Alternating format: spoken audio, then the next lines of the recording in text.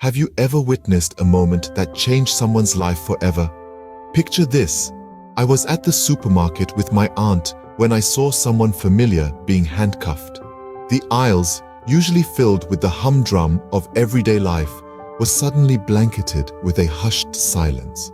The bright fluorescent lights seemed to spotlight this unexpected encounter. There, amidst the sea of onlookers, was a face I recognized. A young man, barely out of his teens, with fear etched on his face. His eyes darted around looking for a way out, a way to escape from the situation. But there was no escape. The handcuffs were already on. The security guards were stern and unyielding. He was caught in the act of stealing. The act of desperation had led him to this point. His future, once filled with potential, was now overshadowed by the prospect of a criminal record. In that moment, I felt a pang of sympathy. I knew him. He was not a criminal. He was a victim of circumstances, a product of a system that had failed him. But the world didn't see that. They saw a thief, a lawbreaker. Then I remembered my aunt. She was with me, engrossed in her shopping list, unaware of the unfolding drama. My aunt, a woman known for her persuasive skills and her unwavering belief in the power of second chances. I knew I had to tell her. I had to get her to intervene, to use her persuasive power to help this young man. She was his only hope, his only chance at redemption. And so, with a heavy heart, I turned to her, pointed at the commotion, and relayed the situation. Seeing the familiar face in distress, I knew I had to do something. I turned to my aunt and told her what was happening. My aunt, a woman of great persuasion, didn't hesitate. She asked to speak with the store manager. In the midst of the chaos, she calmly stepped forward, her voice steady and her gaze firm. She was a beacon of composure, an island in the turbulent sea of confusion and uncertainty. She had a purpose and she was not to be deterred. She spoke to the manager with a kind of quiet authority. Her words were not demanding, not confrontational, but they held a certain weight that was impossible to ignore. She spoke of the young man's potential, of the destructive path he could be led down if his actions were met with harsh punishment. She spoke of redemption, of second chances, of the opportunity to right the wrongs and learn from our mistakes. Her words were not just spoken, they were felt. They echoed through the aisles, seeping into the hearts of those who listened. You could see it in their eyes, the way they softened, the way their rigid stance relaxed. It was as if a spell had been cast, a spell of understanding, of compassion, of mercy. But her persuasion was not merely a product of her words. It was her demeanor, her conviction, her unwavering belief in the power of change. It was the way she looked at the young man, not with contempt, but with hope. It was the way she stood up for him, not because he was innocent, but because she believed he deserved a chance to make things right. Her conversation with the manager was not a negotiation, it was a plea for empathy. She was not asking for a favor, she was asking for an act of humanity. And as she spoke, it was clear that the manager was not just listening. He was absorbing, he was contemplating, he was understanding.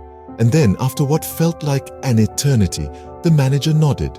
He agreed to drop the charges. The tension that had filled the air dissipated, replaced by a wave of relief and gratitude. With a few well-chosen words, my aunt had persuaded the manager to drop the charges. Her power of persuasion had not just averted a crisis, it had potentially changed the course of a young man's life. But my aunt didn't stop there. She turned to the young man and offered him an opportunity. Her eyes radiated kindness, her voice was stern yet soft. She saw beyond the act of stealing, beyond the handcuffs and the tears. She saw a human being in need and decided to step in. She looked at the young man, a mere lad barely out of his teenage years, with a face that bore an expression of fear and regret. She could see the desperation in his eyes, a desperation that led him to this unfortunate situation. My aunt, always the empathetic soul, saw not a thief, but a young man who had lost his way. She saw potential that could be nurtured, a life that could be turned around. And so, she made him an offer. an offer that would change his life forever. She said, "Young man, life has a way of testing us, of pushing us to our limits. But remember, there is always a choice. You don't have to resort to stealing. If you're hungry, if you need a job, come to me. I'll not promise you a life of luxury, but I'll promise you an honest living." Her words hung in the air, a beacon of hope in an otherwise bleak situation. The young man looked up, his eyes welled up with tears.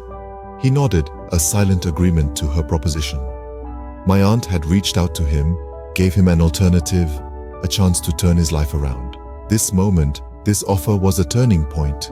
It was more than just a kind gesture. It was a lifeline thrown to a drowning man. It was a testament to my aunt's belief in compassion, in second chances, and in the power of kindness. In the end, it wasn't the supermarket security or the handcuffs that marked this day. It was my aunt's words, her offer, her belief in the power of change. She told him, "If you're hungry or need a job, come to me instead of stealing." And just like that, she changed his life forever.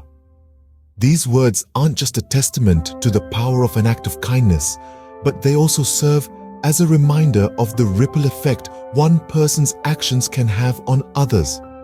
This young man, caught in the act of shoplifting, could have easily been another faceless statistic in the system. But my aunt's intervention set him on a new path.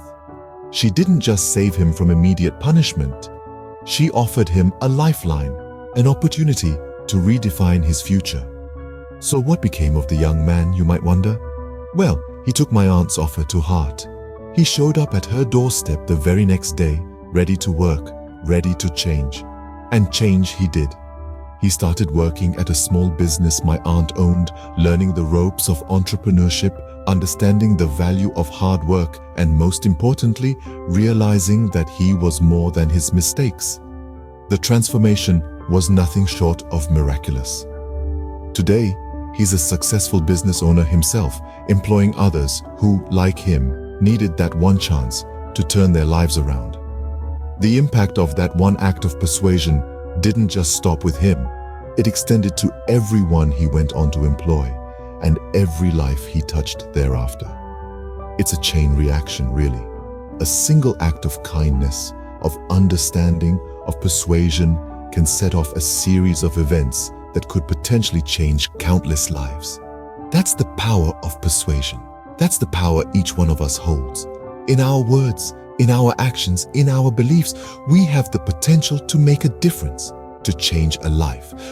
This story isn't just about my aunt or the young man. It's about each one of us. It's about realizing that every day, in every moment, we have the opportunity to impact someone's life positively. Who knew that a regular day at the supermarket could turn into a life-changing moment for someone? But then again, aren't all extraordinary moments born out of the most ordinary ones? Remember, your words, your actions, they matter. Use them wisely. So, why am I sharing this story with you? It's simple. This tale, set on the vibrant canvas of Dominica, is not just another story. It's a testament to the power of persuasion and the incredible impact it can have on a life.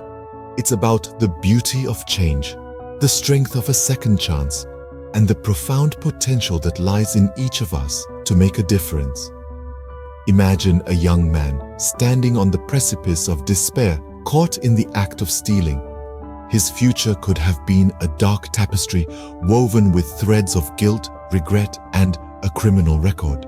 But then a single moment of persuasion shone like a beacon, transforming his path entirely.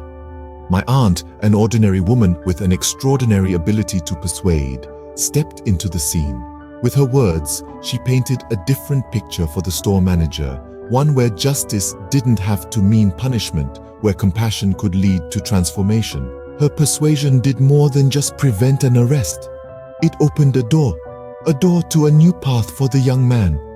She offered him help, a job, a chance to turn his life around. And in doing so, she not only changed his life, but also enriched her own with the joy of making a difference. This story, my friends, is a beautiful dance of persuasion and change. It's about how a single act of kindness, a single moment of persuasion, can rewrite a life story.